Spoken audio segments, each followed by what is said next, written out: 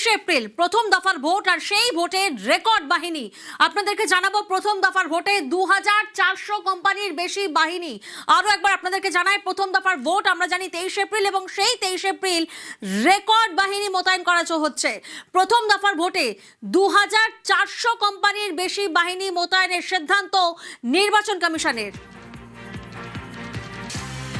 সোমরাজ প্রতিনিধি আমাদের সঙ্গে রয়েছেন, সরাসরি সোমরাজের কাছে যাব। সোমরাজ, কোন জেলায় কত বাহিনী মোতায়েনের সিদ্ধান্ত নিল নির্বাচন কমিশন? ইতিমধ্যে নির্বাচন কমিশন বাহিনী মোতায়েনের পরিকল্পনা চূড়ান্ত করেছে এবং সেখানেই দেখা যাচ্ছে মুর্শিদাবাদ জেলাতে সব থেকে বেশি কেন্দ্রীয় বাহিনী মোতায়েনের পরিকল্পনা চূড়ান্ত করেছে নির্বাচন কমিশন। এখনো পর্যন্ত কমিশন সূত্রে যা জানা যাচ্ছে, মুর্শিদাবাদের দুটি পুলিশ জেলা, একটি হচ্ছে মুর্শিদাবাদ পুলিশ জেলা, আরেকটি হচ্ছে জঙ্গিপুর পুলিশ জেলা। এই দুই জেলা মিলিয়ে 316 কোম্পানি কেন্দ্রীয় বাহিনী মোতায়েনের সিদ্ধান্ত নেওয়া হয়েছে এখনো পর্যন্ত, যেখানে মুর্শিদাবাদ পুলিশ জেলার জন্য 240 কোম্পানি আর জঙ্গিপুর পুলিশ জেলার জন্য 76 কোম্পানি কেন্দ্রীয় বাহিনী মোতায়েনের সিদ্ধান্ত নেওয়া হয়েছে। অর্থাৎ দুটি পুলিশ জেলা মিলিয়ে 316 কোম্পানি কেন্দ্রীয় বাহিনী মোতায়েনের সিদ্ধান্ত নেওয়া হয়েছে। এছাড়াও যেটা দেখা যাচ্ছে, এরপরই পূর্ব মেদিনীপুর জেলায় সব থেকে বেশি কেন্দ্রীয় বাহিনী মোতায়েন করা হচ্ছে। পূর্ব মেদিনীপুর জেলায় কেন্দ্রীয় বাহিনী মোতায়েন করা হচ্ছে 273 কোম্পানি কেন্দ্রীয় বাহিনী মোতায়েন করা হচ্ছে শুধুমাত্র পূর্ব মেদিনীপুর জেলায়। পশ্চিম মেদিনীপুর জেলায় মোতায়েন করা হচ্ছে 271 কোম্পানি কেন্দ্রীয় বাহিনী। বীরভূম জেলায় কেন্দ্রীয় বাহিনী মোতায়েন করা হচ্ছে 176 কোম্পানি। পুরুলিয়া জেলায় 151 কোম্পানি এবং বাঁকুড়া জেলায় 193 কোম্পানি কেন্দ্রীয় বাহিনী মোতায়েন করা হচ্ছে। অন্তত তেমনটাই সিদ্ধান্ত নেওয়া হয়েছে নির্বাচন কমিশনের তরফে। প্রথম দফার যে 152টি আসনে ভোট আগামী 23 এপ্রিল, সেই 152টি আসনে যে 23 এপ্রিলে ভোট গ্রহণ হবে, তার কোন কোন জেলায়, পুলিশ জেলায় কত সংখ্যক কেন্দ্রীয় বাহিনী মোতায়েন হবে তার পরিকল্পনা ইতিমধ্যেই চূড়ান্ত করেছে নির্বাচন কমিশন। আগামী 17 এপ্রিলের মধ্যেই গোটা বাহিনী রাজ্যে এসে পৌঁছাবে এবং তারপরেই ধাপে ধাপে অর্থাৎ বিভিন্ন পুলিশ জেলায় কেন্দ্রীয় বাহিনী মোতায়েন করা হবে। ইতিমধ্যেই তুমি জানো যে রাজ্যে যখন নির্বাচন ঘোষণা হয়নি, রাজ্যে যখন নির্বাচন নির্ঘণ্ট ঘোষণা হয়নি, তার আগেই কিন্তু 480 কোম্পানি কেন্দ্রীয় বাহিনী মোতায়েনের সিদ্ধান্ত নিয়েছিলেন নির্বাচন কমিশন এবং সেই মোতাবেক নির্বাচনের নির্ঘণ্ট ঘোষণা হওয়ার আগেই 480 কোম্পানি কেন্দ্রীয় বাহিনী ধাপে ধাপে মোতায়েন হতে শুরু করে এবং ইতিমধ্যেই রাজ্যে প্রায় 1,500-এরও বেশি কেন্দ্রীয় বাহিনী চলে এসেছে বলে কমিশন সূত্রে খবর এবং পর্যায়ক্রমে আরও কেন্দ্রীয় বাহিনী চলে আসবে। অর্থাৎ 23 এপ্রিল ভোটের আগেই এই 2400-এরও বেশি কেন্দ্রীয় বাহিনী বিভিন্ন পুলিশ জেলায় মোতায়েন হয়ে যাবে এবং তারাই ভোট গ্রহণে নির্বাচন কমিশনকে সহযোগিতা করবে। এবং কমিশন সূত্রে যেটা জানা যাচ্ছে, এই যে কেন্দ্রীয় বাহিনী ডিপ্লয়মেন্ট হবে, সেখানে কোনো ভোট গ্রহণ কেন্দ্রে যদি একটি বুথ থাকে তাহলে সেখানে হাফ সেকশন অর্থাৎ 4 জন কেন্দ্রীয় বাহিনী জওয়ান থাকবে। কোনো ভোট গ্রহণ কেন্দ্রে যদি 2টি বুথ থাকে তাহলে সেখানে 1 সেকশন অর্থাৎ 8 জন কেন্দ্রীয় বাহিনী জওয়ান থাকবে। অন্যদিকে আবার কোনো ভোট গ্রহণ কেন্দ্রে যদি 3টি বুথ থাকে তাহলে 1.5 সেকশন অর্থাৎ 12 জন কেন্দ্রীয় বাহিনী জওয়ান থাকবে। আবার কোনো ভোট গ্রহণ কেন্দ্রে যদি 4টি বুথ থাকে সেখানে 2 সেকশন অর্থাৎ 16 জন কেন্দ্রীয় বাহিনী জওয়ান থাকবে। কিন্তু যে স্পর্শকাতর অঞ্চলের যে স্পর্শকাতর বুথগুলি থাকবে সেখানেও কেন্দ্রীয় বাহিনী মোতায়েনের একটা অন্যরকম পরিকল্পনা নিয়েছে নির্বাচন কমিশন। সেখানে একটি বুথ থাকলেই 1 সেকশন অর্থাৎ 8 জন কেন্দ্রীয় বাহিনী জওয়ান রাখার পরিকল্পনা নিয়েছে কমিশন।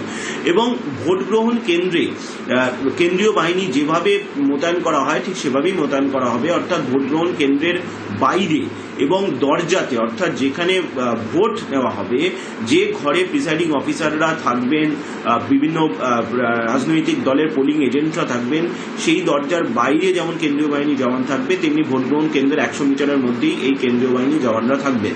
তেমনটাই কমিশনের তরফে সিদ্ধান্ত নেওয়া হয়েছে। দফায় দফায় নির্বাচন কমিশন রাজ্যের মুখ্য নির্বাচনী আধিকারিকের সঙ্গে বৈঠক করেছে এই কেন্দ্রীয় বাহিনীর মোতায়েনের পরিকল্পনা নিয়ে এবং তারপরেই তা চূড়ান্ত করা হয়েছে। অর্থাৎ 2400 কোম্পানিরও বেশি বাহিনী প্রথম দফার ভোটে মোতায়েন করা হচ্ছে, তেমনটাই কমিশন সূত্রে খবর। এবং মুর্শিদাবাদ জেলায় সব থেকে বেশি বাহিনী মোতায়েন করা হচ্ছে।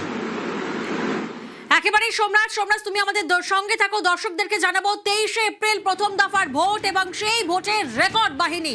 প্রথম দফার ভোটে 2400 কোম্পানির বেশি বাহিনী। মুর্শিদাবাদ জেলায় সব থেকে বেশি বাহিনী মোতায়েনের সিদ্ধান্ত। মুর্শিদাবাদে সেখানে 316 কোম্পানি কেন্দ্রীয় বাহিনী মোতায়েন। মুর্শিদাবাদ পুলিশ জেলায় যেখানে 240 কোম্পানি বাহিনী, অন্যদিকে জঙ্গিপুর পুলিশ জেলায় 76 কোম্পানি মোতায়েন করা হচ্ছে। এমনটাই সিদ্ধান্ত নির্বাচন কমিশনের। সোমরাজ প্রতিনিধি আমাদের সঙ্গে রয়েছেন, সরাসরি সোমরাজের কাছে আরো একবার যাব। সোমরাজ, যেমনটা তুমি বলছিলে যে নির্বাচনী নির্ঘণ্ট ঘোষণার আগেই 480 কোম্পানি বাহিনী মোতায়েনের সিদ্ধান্ত নেয় নির্বাচন কমিশন, আমরা দেখেছি, এবং তারপরে ধাপে ধাপে রাজ্যে আসতে শুরু করে বাহিনী। এবার প্রথম দফার ভোটে এই যে রেকর্ড বাহিনী মোতায়েনের সিদ্ধান্ত নির্বাচন কমিশনের, ঠিক কি দেখে, অর্থাৎ কি দেখে এই বাহিনী বিন্যাস হচ্ছে? এই যে বাহিনী ডিপ্লয়মেন্ট হয় সেখানে মূলত নির্বাচন কমিশন অতীতে কোন কোন এলাকায় অশান্তির ঘটনা ঘটেছে, ভোট চলাকালীন সময় কোথায় অশান্তির ঘটনা ঘটেছে, এবং সেক্ষেত্রে সাম্প্রতিক সময় কোন কোন জেলায়, বিশেষ করে কোন কোন পুলিশ জেলায় কতটা অশান্তির আশঙ্কা রয়েছে, ভোট গ্রহণকে কেন্দ্র করে বিভিন্ন ইন্টেলিজেন্সের ইনপুট কি রয়েছে, তার উপর নির্ভর করে কিন্তু এই কেন্দ্রীয় বাহিনী মোতায়েন করছে নির্বাচন কমিশন। তুমি দেখেছো সাম্প্রতিক সময়ে মুর্শিদাবাদ জেলা এবং মালদা জেলায় বেশ কিছু অশান্তির ঘটনা ঘটেছে, এবং তুমি দেখেছিলে সাম্প্রতিক সময় মালদার মোথাবাড়িতে বিচারকদের ঘেরাও করে রাখার ঘটনা, এবং সেই মামলার সুপ্রিম কোর্ট পর্যন্ত গড়া, এবং সুপ্রিম কোর্টের নির্দেশে নির্বাচন কমিশন তারপর ন্যাশনাল ইনভেস্টিগেশন এজেন্সিকে তদন্তের নির্দেশ দেয়। এবং যেটা কমিশন সূত্রে জানা যাচ্ছে, এই যে মালদার মোথাবাড়ি বিধানসভা, এখানে উল্লেখযোগ্যভাবে কেন্দ্রীয় বাহিনী মোতায়েন করা হচ্ছে, এবং মালদা মোথাবাড়ি বিধানসভার বেশিরভাগ বুথই স্পর্শকাতর বুথ হিসেবে চিহ্নিত করেছে নির্বাচন কমিশন। অন্যদিকে মুর্শিদাবাদ জেলা শামসেরগঞ্জ, তারপরে ভগবানগোলা, লালগোলার মতো বেশ কিছু বিধানসভা এমন রয়েছে যে বিধানসভাগুলি অত্যন্ত স্পর্শকাতর হিসেবে চিহ্নিত হয়েছে নির্বাচন কমিশনের হিসেবে, এবং সেই কারণে সেই বিধানসভা ভিত্তিক যে কেন্দ্রীয় বাহিনী মোতায়েন করা হচ্ছে, সেখানে দেখা যাচ্ছে বেশ কিছু বিধানসভাতে উল্লেখযোগ্যভাবে কেন্দ্রীয় বাহিনী মোতায়েনের পরিমাণ বাড়ানো হয়েছে। তার কারণ একটাই, যাতে ভোট গ্রহণ নির্বিঘ্নে হয়। সেই কারণেই মনে করা হচ্ছে নির্বাচন কমিশনের তরফে এই যে বাহিনী মোতায়েনের পরিকল্পনা নেওয়া হয়েছে, তা অতীতে কোন কোন এলাকায় অশান্তির ঘটনা ঘটেছে, কোন কোন এলাকায় অশান্তির আশঙ্কা তৈরি হতে পারে, এই গোটা বিষয়টিগুলিকে মাথায় রেখেই নির্বাচন কমিশন কেন্দ্রীয় বাহিনী মোতায়েনের পরিকল্পনা চূড়ান্ত করেছে। এবং এখনো পর্যন্ত বলছি, তার কারণ এখনো পর্যন্ত দেখা যাচ্ছে 2400 কোম্পানিরও বেশি কেন্দ্রীয় বাহিনী মোতায়েন চূড়ান্ত হয়েছে। তবে রাজ্যের মুখ্য নির্বাচনী আধিকারিকের দপ্তর থেকে বলা হচ্ছে, যদি প্রয়োজন হয় তাহলে সেক্ষেত্রে আরও বাহিনী বাড়ানো হতে পারে। আপাতত এটাই চূড়ান্ত পরিকল্পনা কমিশন। বেশ, ধন্যবাদ সোমরাজ।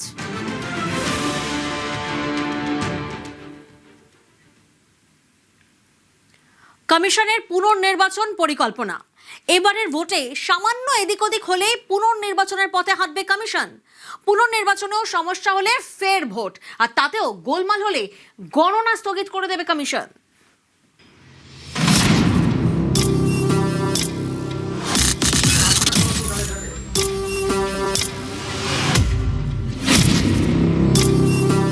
পশ্চিমবঙ্গে এবার ভোট হবে অবাধ, শান্তিপূর্ণ এবং ভয়হীন।